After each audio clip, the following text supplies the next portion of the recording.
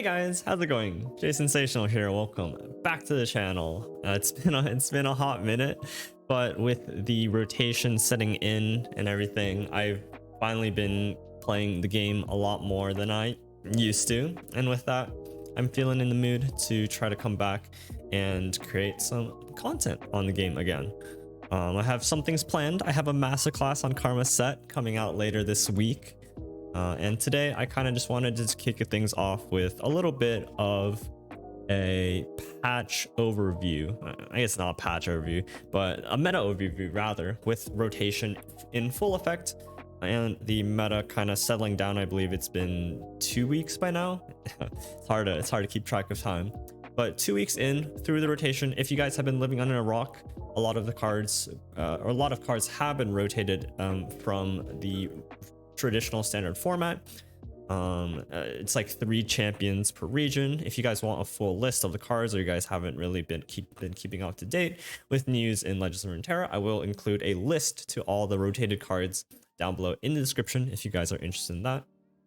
But today I just want to kind of cover what's been kind of shaking up, kind of compare what's been trending through last week or so, and just cover some decks that I think you guys might find some success playing on ladder. Without further ado, let's jump into it, shall we?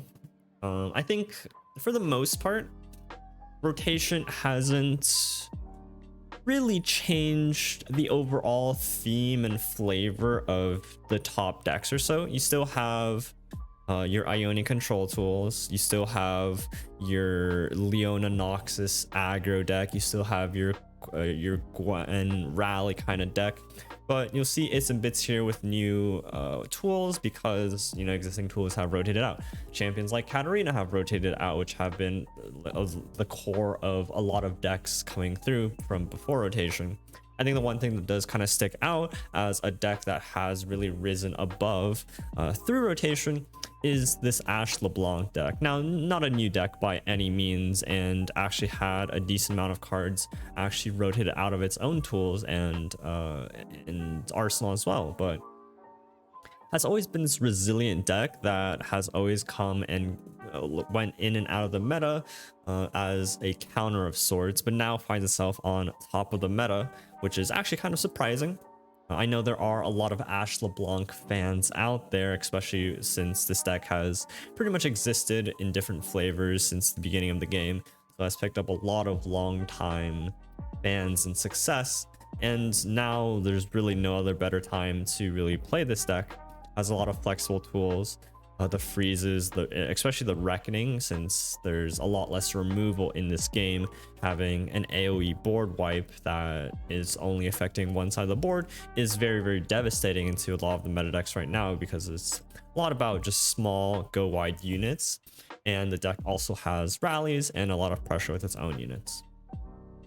Now, even though I think it's a top deck, I don't think the meta has completely warped around it. I will say the deck that I do think has completely warped the meta is Karma Set. Now, this has been pretty much the second most popular deck in the game for the past bit or so.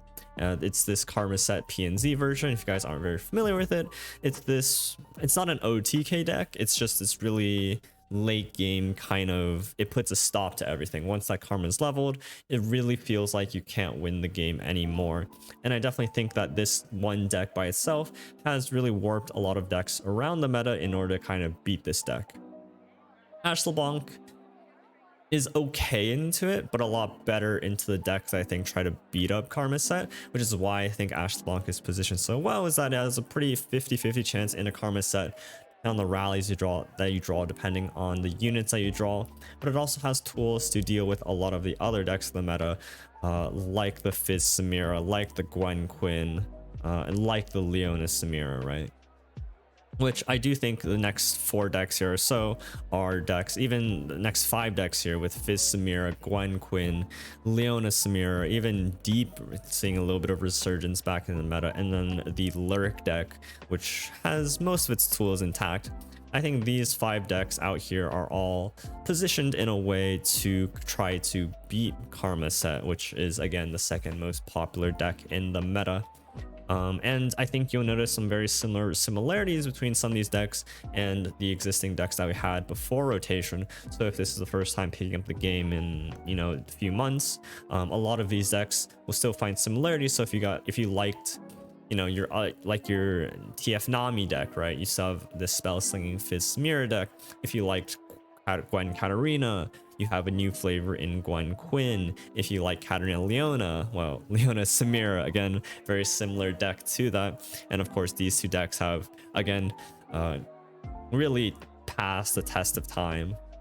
Now, I will say that Deep is definitely a little bit more suspect in my terms. I think Lurk, Leona Samira, Gwen Quinn, even Fizz Samira definitely have a much better shot of beating the Karma set deck. Whereas I think the Deep deck is definitely a little bit more suspect in its ability to do so. But you will see how popular these, you know, the popularity of decks like Karma Set is really just matched by the popularity of the decks that do try to do well into it. And then I think as we scroll down, you notice the decks that I think really struggle into the Karma Set, but I think do relatively okay in terms of beating up specifically these 5 decks: the Samira decks, the Gwen Quinn, and this other sort of miscellaneous stuff. We have a few different flavors of PNZ control decks. We have the Jack Seraphine, which is a pretty standard typical Seraphine bar list, but it has some really interesting tools. In particular, one of the newest cards that we did receive being the Mischievous Mirai, that creates a powder keg every time you play a spell, has really propelled this Bilgewater element of control into the meta. Right now, the strongest control tools are within PNZ and Shadow Isles, but I do think Bilgewater gets a little bit of a shout out, specifically because it has this one singular card. I think if this card didn't exist in the game, you just wouldn't play Bilgewater for this control aspect at all. Even with a card like Makery and Heavy Metal, I really think there's no payoff to it. So it's really cool that they added this card pre-rotation as a little bit of a nod to, well, we're rotating all these cards. Mischievous Mirai is going to fit in, and it's going to do very, very well. And even though the deck itself isn't performing the strongest, I do think that this level, or the Mischievous Mirai as this Bilgewater tool, is propelling Bilgewater overall as a region outside of these different other archetypes like Deep and Lurk.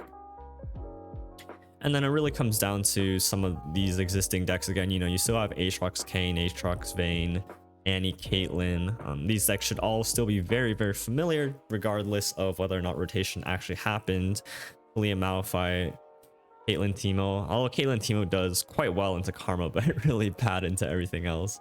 You will notice that as you scroll down, I think that these decks just struggle into the Karma deck because they just don't imply enough pressure or don't have the right tools to either dance around the removal aspect, or just don't really have that pressure early game to kind of end the game.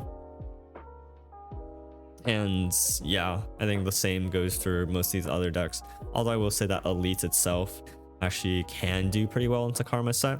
And as I keep bringing up, Karma Set is just, in my opinion, the one deck that really warps the meta around it. So as I mentioned, these decks, even though they can do well hypothetically into like the other decks, right, I do think that this Demacia style of deck overall does very well into the elusives, the Samir, right, because you have the blocking Badger Bear.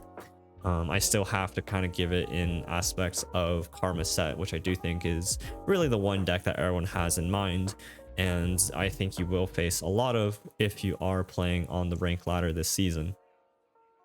There are some decks down here that I think are popping up a little bit in response to the Karma Set. I think this Freljord Ramp, or this Freljord big units kind of deal, is quite good historically into slower Ionia decks. Galio Udyr is one of them, being this very interesting ramp-esque kind of deck. Although this version itself, I've seen versions with and without ramp. Some of them come off just more as a Demacia sort of mid-range deck. I've seen some ramp decks in there as well. Thralls, just open attacking with 8/8 overwhelms, historically very good. But the rest down here I think are just relatively more experimental as far as things go. as we come between comparing between the last week and the last 2 days, I don't think there's really much change overall. Deep getting a little bit of a boost, and something's missing here, isn't it? Am I just blind? Deep got a little bit of boost overall, which is a little surprising to me. I think it just comes more off as a fan favorite than anything else. I don't think it's particularly good into either the smear decks or even the set, Karma set. Although matchup table wise, it is good into the Karma set. So I can't really give my opinion too much about Deep. I've always disrespected it as a deck, but it's doing okay. Its win rate's not really reflective of it, but it's still doing okay. Has good, decent matchups in the Karma set apparently. I suppose more to the Maokai than anything else. But overall, I think the ladder has really started to stabilize this past week. We haven't really seen many changes. It was just 2 weeks ago that, you know, the Ashe LeBlanc kind of popped out of nowhere to really just change things up. And I guess Leona Samira, although not the most popular Samira deck yet, I do think is a much more stable laddering option as a deck comparative to the Fizz Samira, because I do think the Fizz Samira has mellowed out as time has, as we've come through these past few weeks, and the meta has changed where, you know, they realize it's not really this deck that has really been warping the meta, but it is instead the Karma set deck. Overall, again, you'll notice the exact same decks, some pop-ups with some decks down here, Riven, Samira, Varus, but again, just a different kind of Samira deck. I think mostly Samira decks, even though they can be slightly different in what kind of deck builds they have, all revolve around a very similar aspect of running cheap cards, leveling Samira, and trying to have some additional pressure from the rally aspect of Samira, much as Katarina used to have, right? So you're having this like Katarina combo deck, you're having this Katarina aggro deck, you're having this Katarina elusive combo deck, right? Just different variants of rally decks that make good use of Samira while also having different synergy points to it. But again, you notice that as we trail, you notice again similar sort of decks comparatively. No real big shifts in the meta across the board, but again, still being shifted around by our top 2 decks, less so the Ashe LeBlanc, just sort of because Ashe LeBlanc has a pretty, I would say, pretty even matchup across the table, except into specifically your just unit-based mid-range decks. That'd be like the Kanetrox, the Demacia Elites, but you know, into things like the Samira decks, into the Gwen Quinn, right? These are definitely a lot more even into like Lurk, things like that can be a little bit more even. But again, really just the Karma set that's kind of been the thorn in everyone's back as the one deck that you either beat or you don't beat. And I really think that that has put a little bit of a stop to the meta. I think most people have figured out kind of a few different decks that they are comfortable with playing into this kind of deck, and I think that's why the meta overall has stabilized over a bit over the past week. So I kind of want to jump into a few decks that I do think are pretty okay into Karma set, and I think you guys should find some decent success if you guys are playing on the ladder and bumping into a lot of Karma set, or, you know, decent amount, because despite its popularity, it's good to keep in mind that it's not going to be every deck that you're playing, right? It's not going to be half the decks you're playing. It's probably not going to be a quarter of the decks you're playing, right? Maybe it's an eighth, maybe it's a 10th of the decks that you're playing, or the opponents that you're playing that are playing Karma set. So even despite its overall popularity to being the second most played deck in the meta, it's still important just to keep in mind that, you know, you're not going to be playing into Karma set all the time, and it's still important to have a decent spread into most of the other decks, whether it be the Samira decks, the Ashe LeBlanc, or some of the other decks down here. The first list that I do want to bring up to attention is the Ashe LeBlanc. Definitely being the most popular list on ladder. I think this variant over in particular, having the Reckless Trifarian, which is a 3-mana 5/4. Not all lists run this card, but this list is this card rather is a lot, or is specifically in the deck to target the Karma set, right? Karma set is usually just a removal based deck, a lot of PNZ control tools, but having a 5 mana, a 3 mana 5/4, which has 4 health, is very, very difficult for the deck to deal with because all their blockers have 3 attack usually, and all their spells deal 2 damage, right? So a lot of times this one card is going to be trading up 2 cards to your opponent. Incisive Tactician is also the other card that really makes this deck have a chance into this Karma set, because a lot of your early game is just drowning the board with a lot of stats, right? You know, if all your units have 5 power, you'll need 4 of them to connect with your opponent's Nexus in order to end the game. And Incisive Tactician makes that a lot easier because it just allows your units to attack, survive, and then attack again to apply a lot of pressure to your opponent.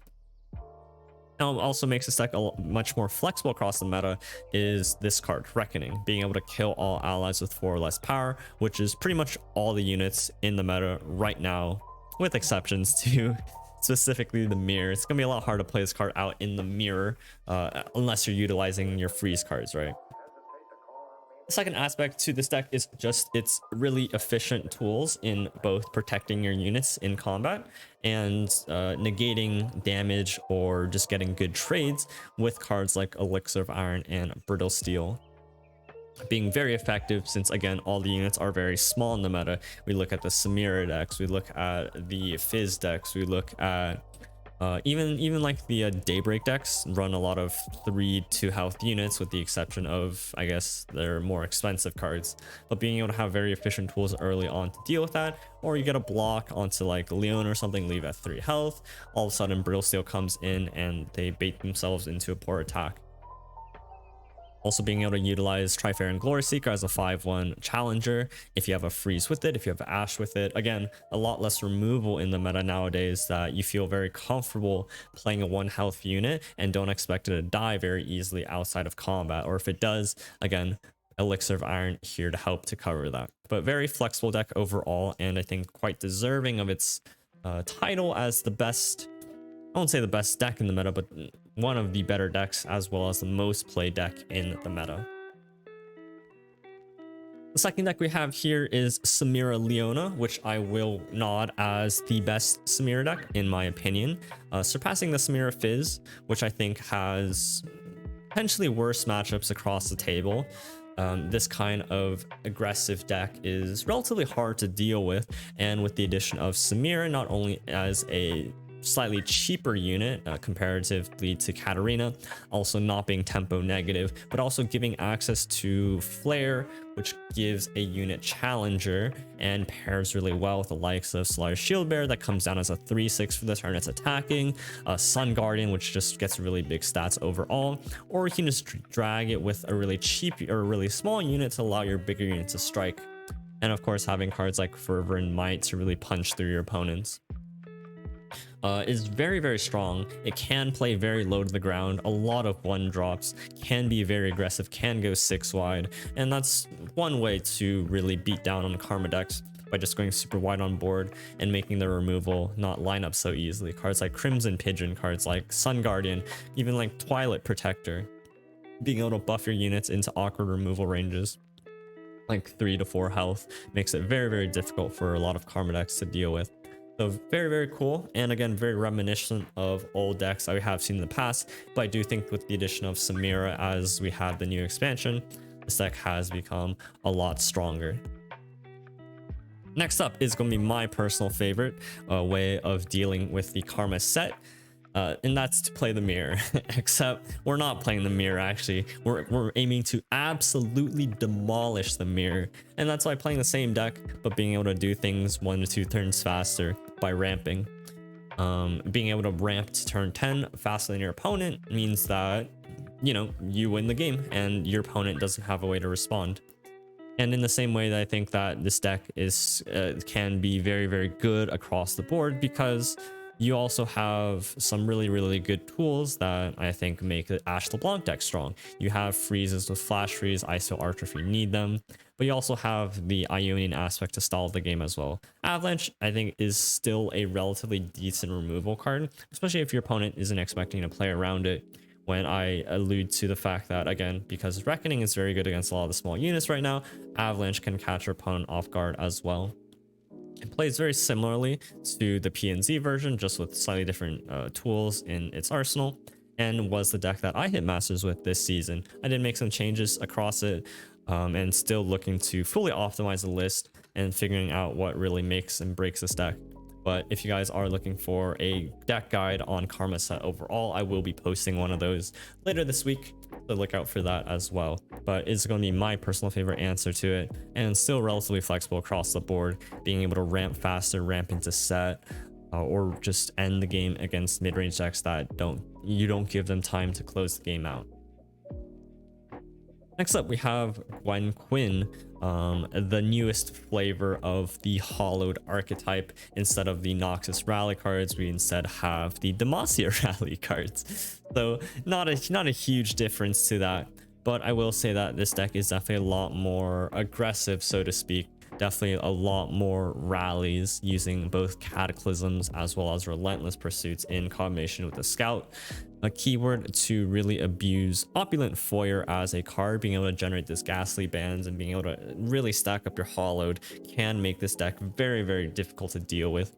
Into other mid-range decks, your 1-drop's going to trade up for their 4 or 5 drops, or you're just going to apply a lot of pressure to some of the slower decks that can't really deal with wide boards as well, especially because you have the scouts like Quinn, like Greenfane Warden, like the Valor from the Blinding Assault. This can apply a lot of pressure to your opponent because you also get a double stack your holloweds, especially with Gwen. If you're rallying with Gwen, especially when she's leveled, that's a lot of burn and over the top damage that I think can really catch your opponent off guard, and is definitely the best flavor of Gwen that we are currently seeing. It's surprising that Gwen Samira isn't finding its way into the meta, but I do think that overall it becomes a little bit more awkward to really level up Samira in this kind of deck comparatively to something like Arena Gwen, even though I think the Flare Challenger would work great with Hollowed as well. But Demacia just finding the flavor of Gwen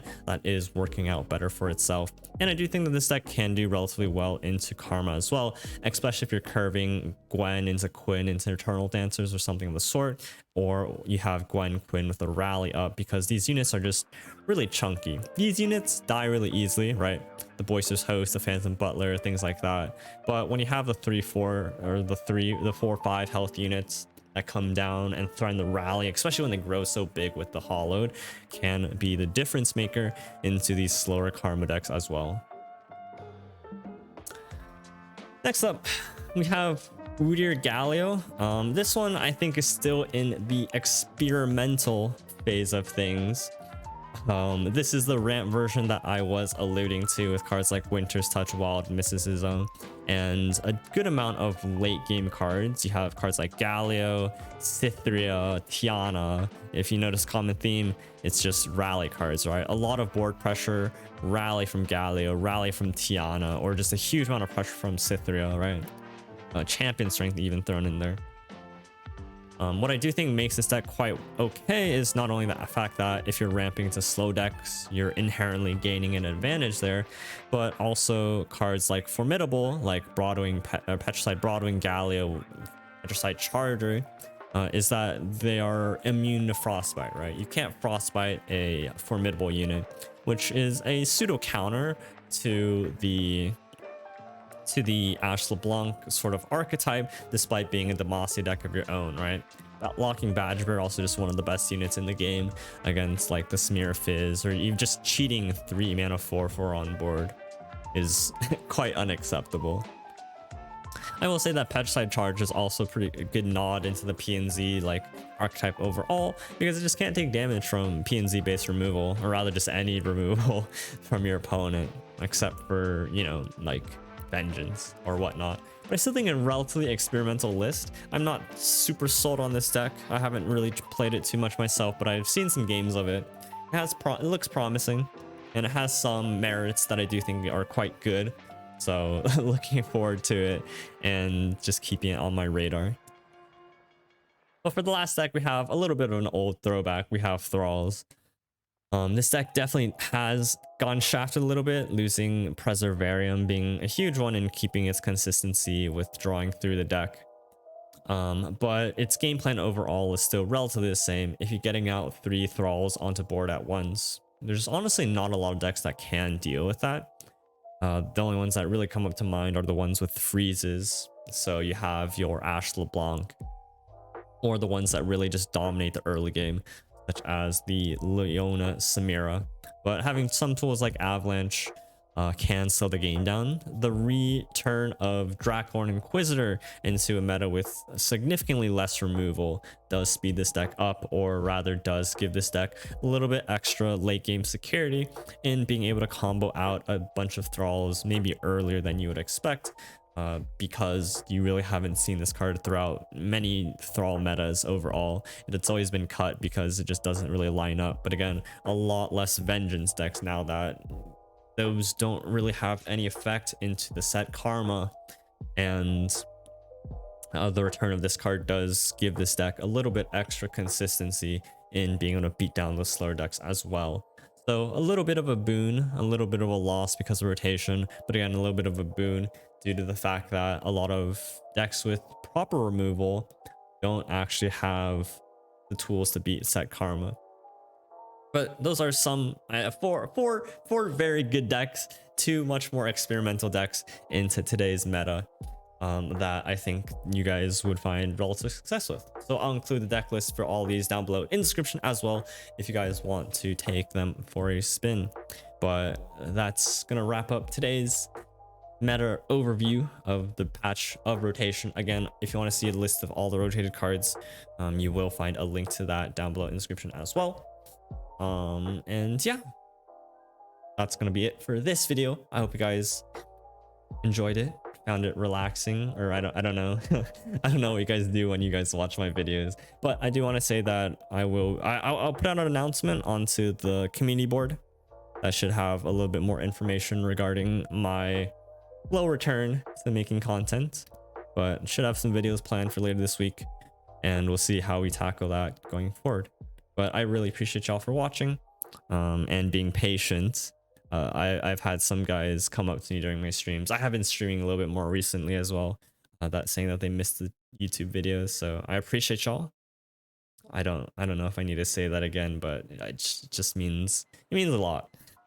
It's really what I wanted to say. But thank you for your time. Hope you guys are enjoying rotation. I know it's been a breath of fresh air for me as well. But with that said, I'll catch you guys later. Hope you guys have a good rest of your morning, afternoon, evening, whenever you guys are watching this. And I gotta thank you again for watching my videos. Peace out, guys, and have a good one.